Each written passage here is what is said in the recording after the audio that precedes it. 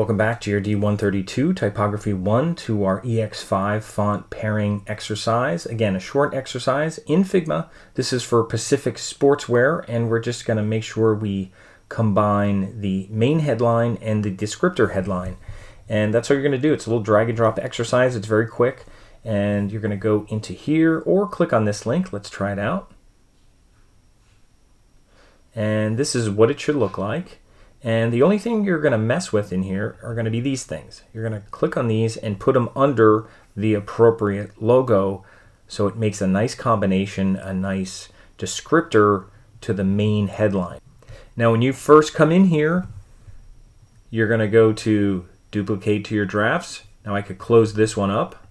If you have another tab open, you're going to duplicate to your drafts.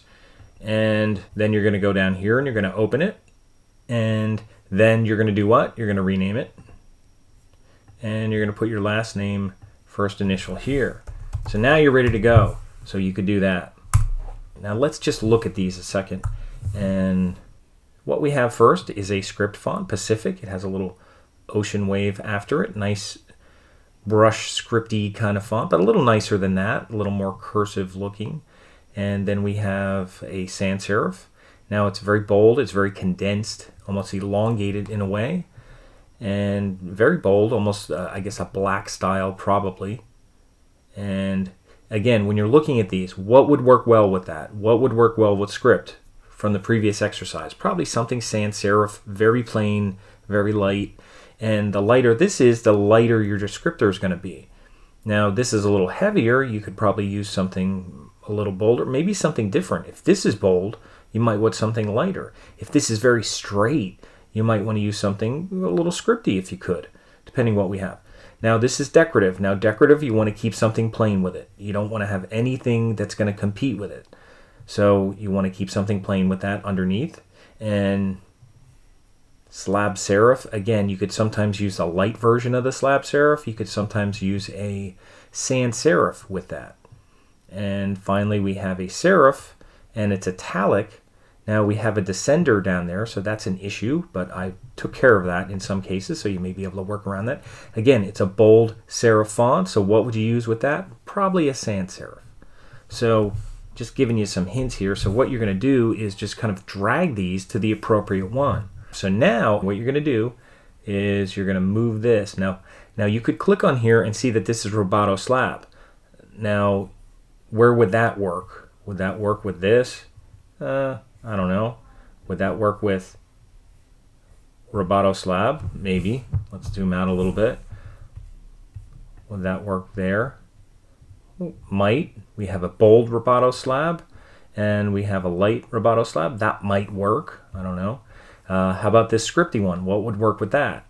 Probably one of these, maybe. Now we have that F coming down, so that's a problem. You could move it down there. That might work.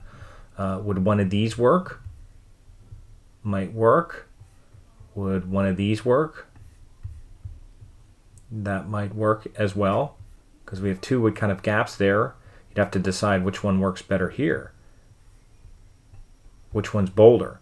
Well, if this one's bolder, you probably can get away with the bolder one, and if this one's lighter, you probably get away with the lighter one. That I'm just guessing. And now this is very plain and bold. Would this work here? Maybe. So anyway, that's what you're challenged to do. So find the right combinations there that work with these, and then when you're done, all you have to do is share it, copy your link, go back here, go into font pairs, Pacific Sportswear, add a comment, add a link, paste it.